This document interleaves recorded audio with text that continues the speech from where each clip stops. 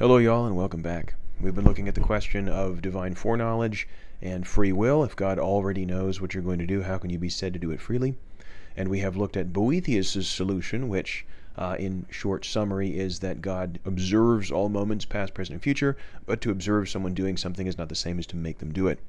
We also looked at the theory of time that is presupposed by that Boethian solution, the B theory of time, according to which all moments in time are equally real and there is no now. Now, the B theory of time is elegant in many ways. It's intriguing. It's a prerequisite if you want to engage in any kind of time travel or time travel fantasy, because, you know, there has to be some place to go. I'm a big fan of time travel fantasies, at least myself. But it also feels to many people, and perhaps to you, a little weird. The idea that every single thing that's ever happened or will happen in human history is sort of going on. Of course, you can't say simultaneously, because that means at the same time. It's not going on at the same moment in time, but it's all just equally real. Nothing is truly past and nothing is truly in the future. And this strikes us as perhaps implausible, but maybe if we're not, fixed on whether or not it's like objectively philosophically plausible, it seems sort of counterintuitive. It feels like now is real, it feels like the past is past, and it feels like the future is, still coming. So if that's kind of your intuition, you want a theory of time that preserves that intuition, you may be inclined to adopt what philosophers have traditionally called the A theory of time, the alternate. And the A theory of time is just the opposite of the B theory. The A theory holds that only now is real, that past and future are not real. This isn't to deny them any reality. Past, of course, was real. Future will be real, but they're not real now. Only now is real. Now, the A theory, and this is not to bias you in favor of it in any way, you can make up your own mind, but has the virtue of being sort of the common sense view, the kind of man in the street view, the flat-footed view. Like, yeah, now is real, and past and future, past had its turn, and future will have its turn. Visually, if you want to kind of imagine it visually, and I often like to do this, if the B theory is sort of the timeline or line view, I imagine the A theory of time like wind streaming through a keyhole. So the wind that has not yet streamed through the keyhole, that's the future. The wind that has already streamed through the keyhole, that's the past. And the tiny bit of wind streaming through the keyhole, that's going to be the present. That's now. So the A theory, as I say, has the virtue of being the common sense view, but it also removes the Boethian solution, because on the A theory, there is nothing for God to observe in the future. God can't be just looking at you as you perform the actions you're performing in the future, because the future is literally not there. There's nothing there. It has no reality of any kind. And so the Boethian solution doesn't work. So then we have to raise the question again, if we're going to continue pressing this question, if God knows the future, how can you be said to be free on the A theory of time? Well, this of course raises the secondary question, how does God know the future? How do we preserve any sort of divine foreknowledge? Different solutions have been presented to this question. One very popular one, at least it's become very popular in the last maybe 40 years, I would say it's my lifetime is when you've seen it kind of in the ascendant, maybe a little bit longer than that, is a view known as open theism. And very simply put, not to get kind of too deep into theology, a sister discipline of philosophy, but it's not inappropriate that a comprehensive course in philosophy would at least touch on some philosophical theology. Very simply put, in answer to the question, how does God know the future?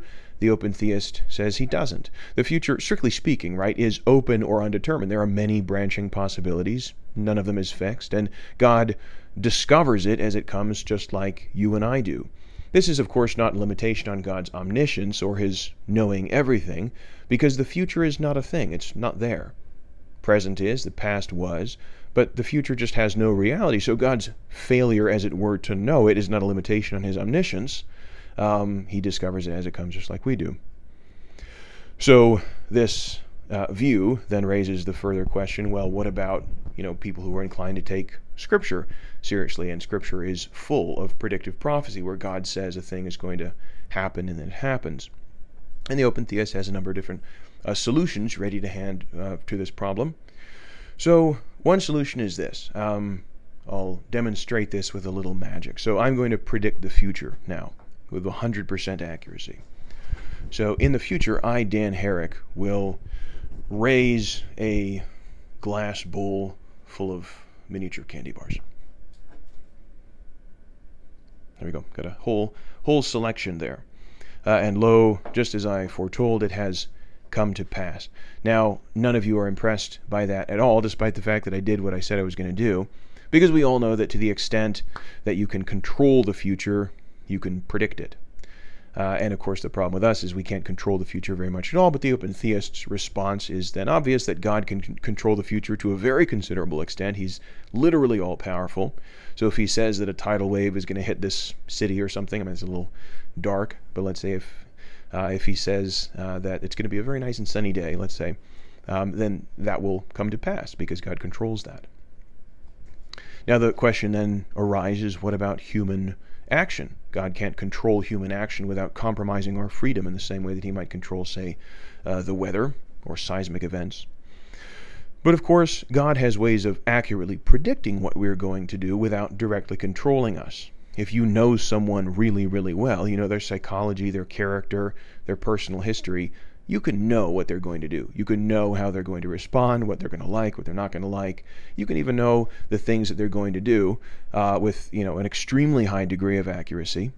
And so one open theist line of response is that God's deep knowledge of us means that he can predict not maybe every tiny little thing that we're going to do, but certain big events like this king is going to go out to battle or something like that with a high degree of accuracy. To get any further into open theist responses would be to go probably perhaps too far afield into theology. The point of this video and the previous videos is just to do this, to say, with the rise in popularity of Christianity and this very particular Judeo-Christian Muslim God, you have a host of new philosophical problems that are very metaphysically and epistemologically loaded. And so what we've done here is we've kind of shown how that's the case. We've examined one of the bigger ones of those problems, and we've looked at some of the solutions or purported solutions, proposed solutions, I should say, to those questions. So in the subsequent modules, we'll get more into kind of classical metaphysics and epistemology, launching from this question, the very closely related question in the next module of free will versus determinism. So I'll see you then. Thanks.